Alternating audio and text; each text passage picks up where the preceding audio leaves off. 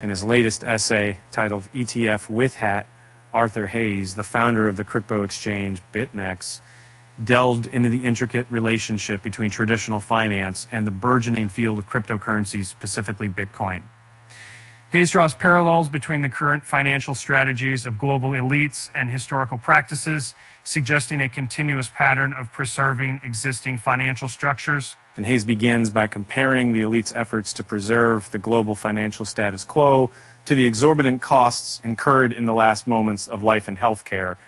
And he argues that since the 2008 global economic crisis, triggered by subprime mortgage loans in the United States, the existing financial order, which he refers to as Pax Americana, has been in jeopardy. And he asserts, the elites in charge of Pax Americana and her vassals are willing to do whatever it takes to preserve the current world order because they have benefited the most from its existence.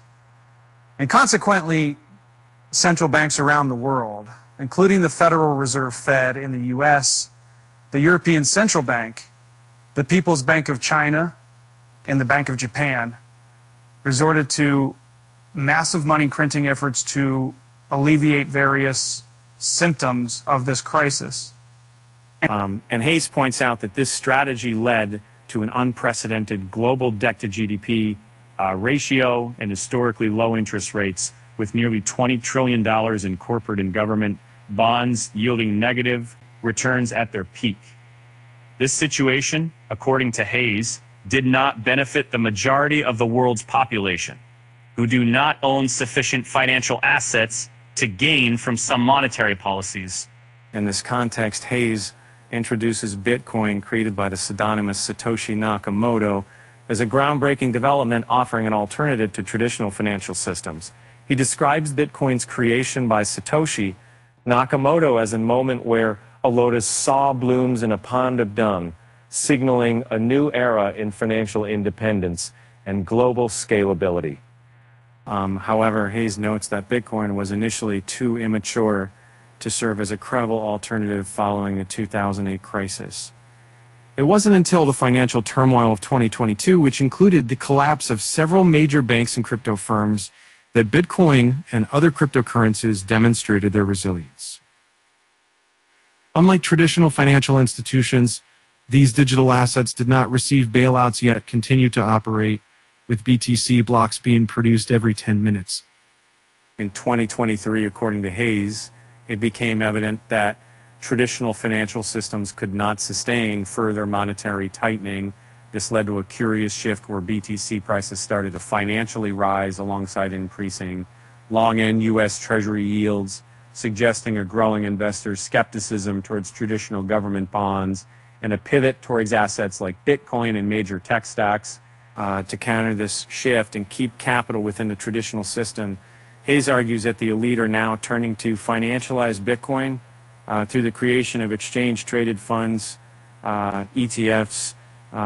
He draws a parallel to the gold market, where the introduction of ETFs like SPDR GLD by the U.S. Securities and Exchange Commission in 2004 allowed for easier trading of gold without the need for physical possession.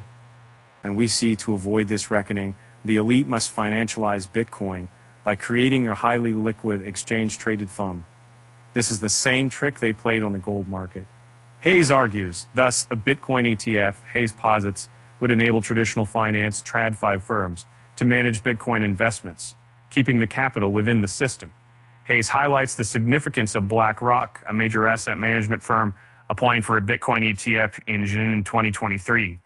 He finds it noteworthy that the SEC, after years of rejecting similar applications, including one from the Winklevoss twins in 2013, seemed receptive to BlackRock's application, approving it within 6 months. And this, Hayes suggests, indicates a strategic move by the elites to integrate Bitcoin into the traditional financial system at a critical juncture. So, however, the BitMEX founder warns that a spot ETF is fundamentally different from owning Bitcoin directly. Hayes warns a spot Bitcoin ETF is a trading product. You purchase it in with fiat to earn more fiat.